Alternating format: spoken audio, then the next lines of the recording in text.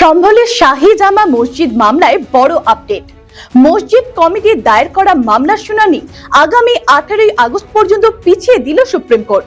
মসজিদের সমীক্ষার নির্দেশকে চ্যালেঞ্জ করে এলাহাবাদ হাইকোর্টের দ্বারস্থ হয়েছিল মসজিদ কমিটি। হাইকোর্ট সেই নির্দেশ বহাল রাখার পর শীর্ষ আদালতে যায় তারা।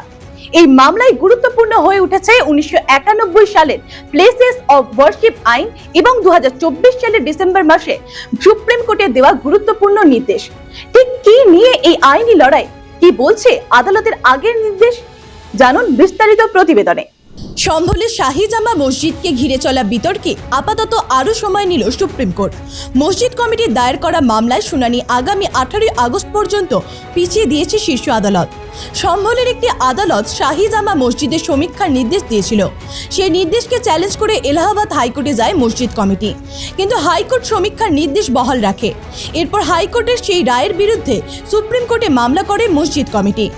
মসজিদ কমিটির দাবি 2024 সালের 19 নভেম্বর প্রথম সমীক্ষা শুরু হয়।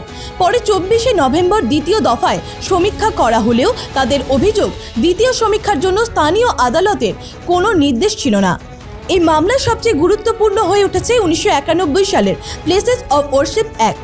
এই আইনে 1947 সালের 15 আগস্ট যে ধর্মীয় চরিত্রে কোনো উপাসনাস্থল ছিল তা বজায় রাখার কথা বলা হয়েছে।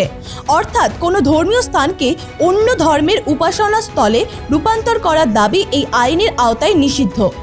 এরই মধ্যে 2024 সালের 12 ডিসেম্বর সুপ্রিম কোর্ট দেশের আদালতগুলিকে নতুন করে ধর্মীয় স্থান পুনরুদ্ধারের মামলা গ্রহণ এবং চলতি মামলায় কার্যকর অন্তর্বর্তী বা চূড়ান্ত নির্দেশ দেওয়ার থেকে বিরত থাকতে বলেছিল। সম্ভলের মামলায় অভিযোগ করা হয়েছে, মুঘল সম্রাট বাবরের আমলে একটি হরিহর মন্দির ভেঙে শাহী জামা মসজিদ তৈরি করা হয়েছিল।